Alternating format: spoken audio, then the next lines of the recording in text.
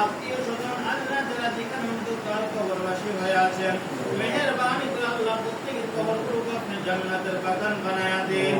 আমাদের প্রত্যেকের জিন্দেগির সমস্ত গুনাহগুলো মাফ করে দিন। আল্লাহুম্মা আমিন। আমাদের জিন্দেগির গুনাহগুলো আপনি মাফ করে দিন।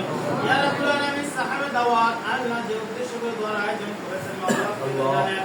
আল্লাহ সাহাবে দাওয়াত মুহাম্মদ ভাইকে আল্লাহ তার মনের নেক মাকাসুর নেক হাজতগুলো আপনি পূরণ করিয়া দিন। আল্লাহ ব্যবসা বাণিজ্যের উদ্দেশ্যে আল্লাহ এই গার্মেন্টসখানা করেছেন।